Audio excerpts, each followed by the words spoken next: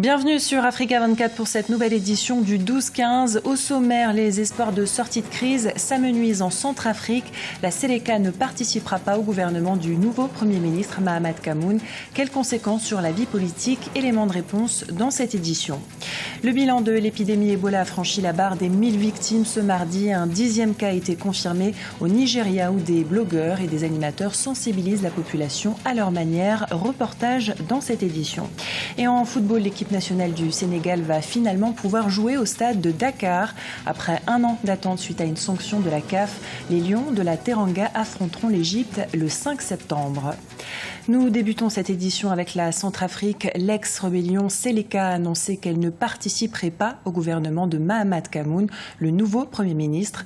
La Seleka conteste la désignation du chef du gouvernement nommé ce dimanche par la présidente de transition. Le porte-parole de l'ex-rébellion estime que Catherine Samba-Panza n'a pas tenu compte pour faire son choix des avis de la Seleka. Alors, quelles conséquences va avoir cette décision sur la vie politique? Réponse avec Florencia Saint-Poré. L'ex-rébellion Seleka conteste la nomination du nouveau chef du gouvernement. C'était l'un des enjeux après la signature de l'accord de cessez-le-feu à Brazzaville, intégrer l'ex-coalition Seleka à la transition. Mais après la désignation du musulman Mahamat Kamoun comme Premier ministre, la Seleka reste claire sur sa position. Le groupe ne participera pas au prochain gouvernement.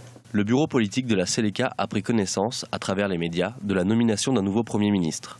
Madame Catherine Samba-Panza n'a pas jugé opportun de s'enquérir de notre avis. La Seleka mérite mieux que cela. Donc, la Seleka ne participera pas au prochain gouvernement. Pour les autorités de la transition centrafricaine, cette nomination est une première depuis l'indépendance du pays et s'inscrit dans la prolongation des consultations nationales et de la communauté internationale.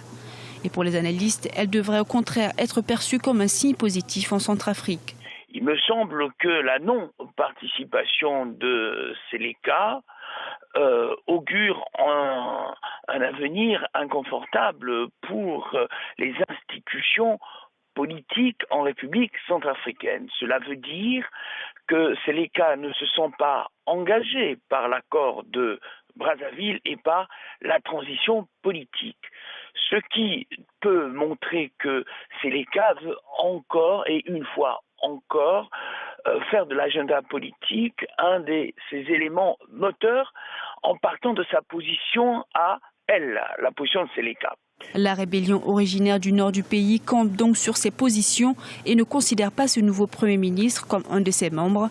Pourtant, Mahamat Kamoun a été directeur général du Trésor pendant la présidence de François Bozizé et directeur de cabinet de Michel Djostodia, le chef de la Seleka. Également dans l'actualité de ce mardi 12 août, le bilan de l'épidémie Ebola a dépassé les 1000 victimes selon l'Organisation mondiale de la santé.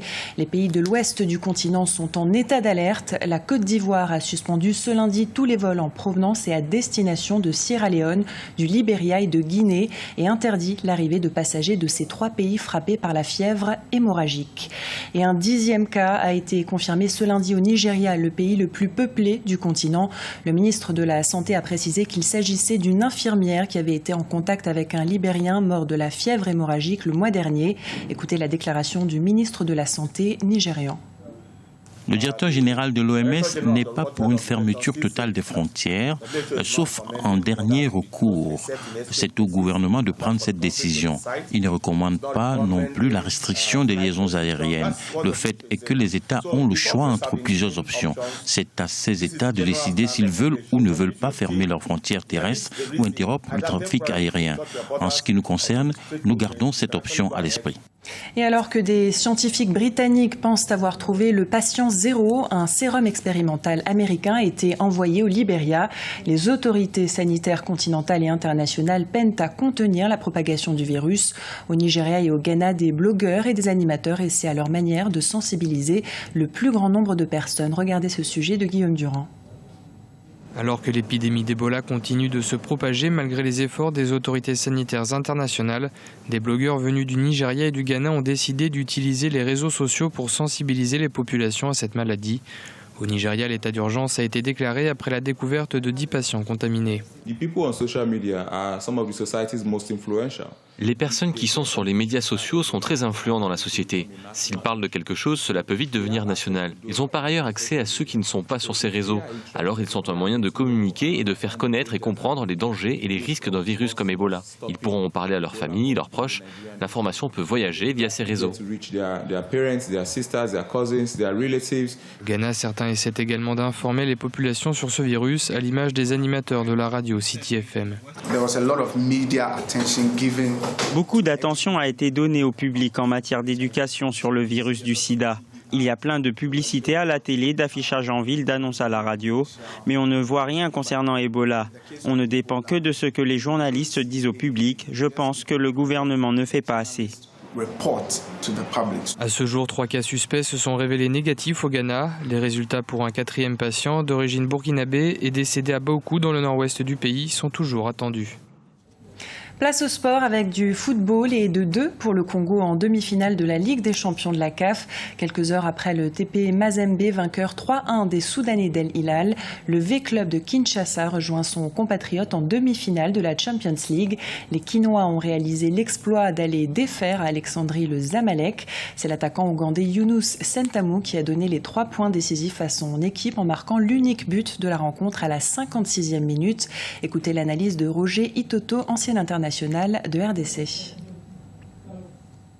Tous les problèmes extra-football qu'il y a tout autour, et c'est difficile pour nous en tant que Congolais, mais quand on peut se réjouir pendant 90 minutes grâce à un club, à des 2 clubs, puisqu'on en a 2 là, et c'est un grand plaisir. On oublie pendant un laps de temps ces moments difficiles que tous les Congolais sont en train de vivre. Mais oui, heureusement, oui, ce football-là donne cette lumière, cette lumière, et puis on arrive à parler du RDC positivement grâce au football. C'est pour ça que à l'avenir, ça serait vraiment une très bonne chose de s'appuyer là-dessus, parce que on sait qu'il y a des problèmes, on sait que malgré tous les problèmes qu'il y a encore des gens qui arrivent à payer leurs billets pour aller voir, pour aller supporter, parce que c'est un moment d'oublier, de faire abstraction à tout ce qu'il y a tout autour. Oui, grâce au football, oui, ça nous fait du bien en tant que Congolais. Et ça nous donne cet espoir-là en disant que simplement que la RDC est toujours là. Du côté du Sénégal, l'équipe nationale de football va finalement jouer au stade de Dakar. Ce sera le 5 septembre prochain contre l'Égypte. Cela fait 1 an que les Lions de la Teranga ne peuvent pas jouer à domicile suite à une sanction de la CAF. Une sanction tombée après l'interruption par des supporters du match Sénégal-Côte d'Ivoire en 2013. Explication avec El Hadj Ndiaye.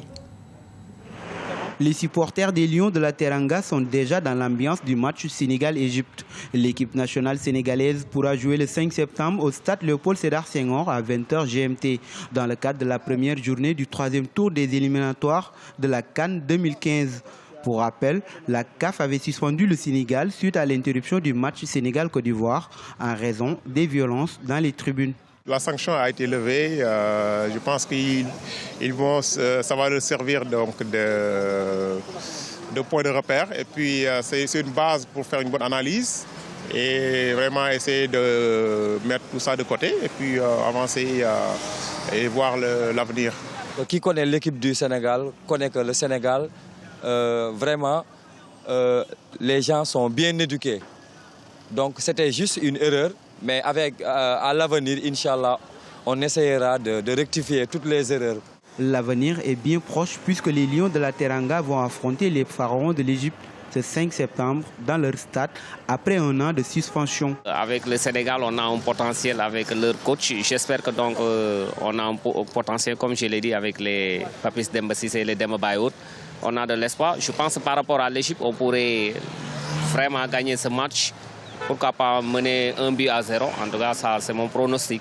Dans le cadre des journées éliminatoires, le Sénégal va affronter après l'Égypte, la Tunisie et le Botswana dans le groupe G.